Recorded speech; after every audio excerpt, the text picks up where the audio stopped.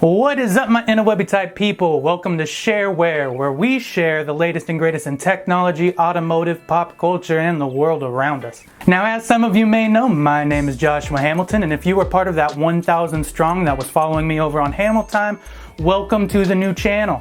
If you are new, then also welcome, and I hope you enjoy this craziness that is myself. Now, if you are from the old Hamiltime days, you know that my biggest video on there, which I think is around 400,000 views, is the top 5 cars under $5,000.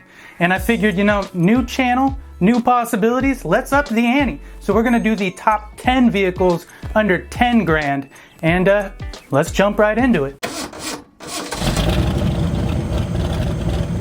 Kicking off the list today, Kelley Blue Book suggested retail of $9,961 is the 2006 Honda Ridgeline RT. This is the perfect urban truck for the money, towing more than a Tacoma at 5,000 pounds and has a higher payload than the Avalanche in its category. There's a reason why it won the big gold vagina looking trophy from Motor Trend for 2006 Truck of the Year. With its balanced 250 horsepower to torque motor out of the 3.5 liter VTEC motor, which was made specifically for it. Combine that with the normal driving mode of front wheel drive. This thing definitely holds its own on and off the road.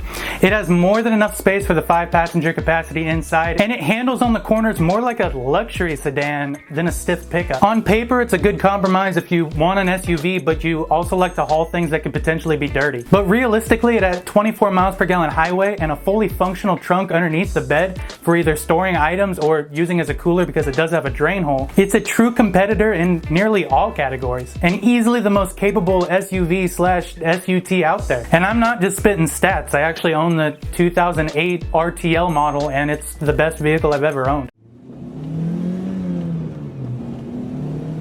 Next up on the list, we have the 2005 Infiniti G35, the 4-door base sedan. Kelley Blue Book has a suggested retail value on this thing at $9,833. Now, this was nearly replaced on my list by the Audi A4 3.2 in 06, but I couldn't find one for under $10,000. It was $700 too much, and I just couldn't bring myself to do it. Maybe next year. But for the time being, the 05 G35 is the most modern and attractive looking luxury sedan that we could get for the price. With a 0 to 60 time in the low 6 to high 5 second range for the automatic 280 horsepower model. It's fun, stylish, and comfortable. Not to mention it looks like it's worth more, and who doesn't want that? The G35 is in that same family as the Nissan Skyline, so you know that it has a pedigree of performance. Most people think that it goes the Nissan Skyline to the new GTR, but it's actually the G35 family that precedes the name. And in Japan, the G35 actually has Skyline badges. So you know it comes from a true car enthusiast platform, and that alone should make you want it. Next up on the list is the 2009 Toyota Prius Standard Hatch. Yes, I know, it's ugly, and as a car guy, it hurts me to even mention it. But at a Kelley Blue Book suggested retail of $9,682 and 48 miles per gallon, I kind of had to. This thing as a constant commuter is absolutely amazing. Now, you're not gonna win any street races with its 1.5 liter hybrid that takes you 0 to 60 in 9.6 seconds.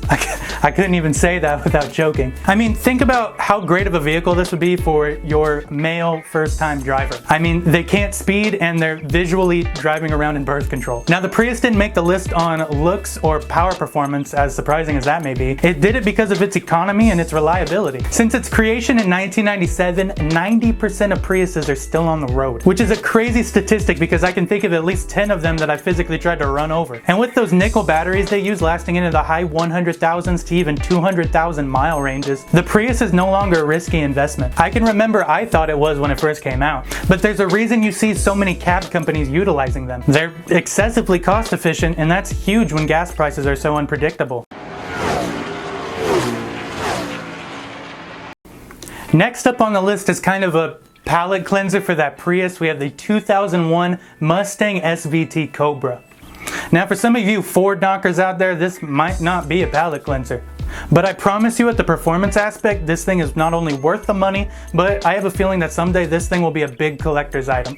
At a Kelley Blue Book suggested retail of $9,842, this is easily the fastest vehicle that I could get on the list. Now, I had other options for the list, like an older Corvette or the last F-body Camaro, but I felt like I had to show the SVT some love.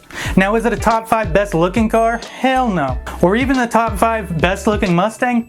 Probably not.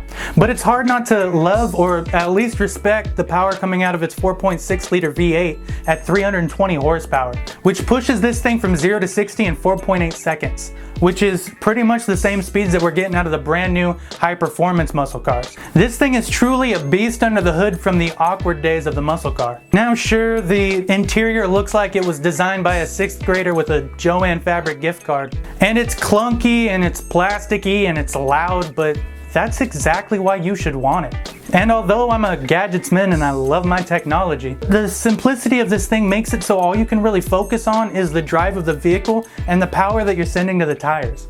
And that's pretty amazing.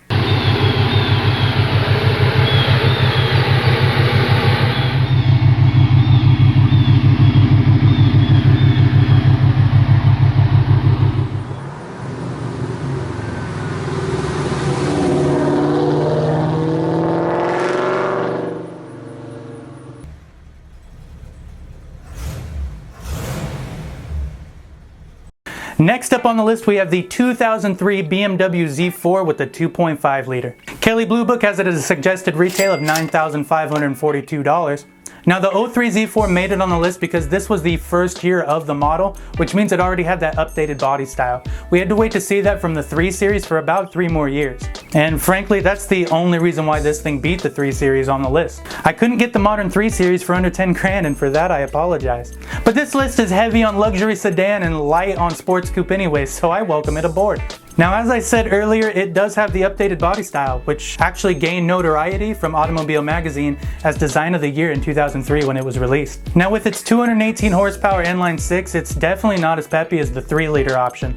But it's still an awesome cruiser to the beach or on those winding back roads in the summer. This is the vehicle you should be looking for if you really want a roadster, but the S2000 is a little too youthful and you're trying to avoid embarrassing your family name with a Miata.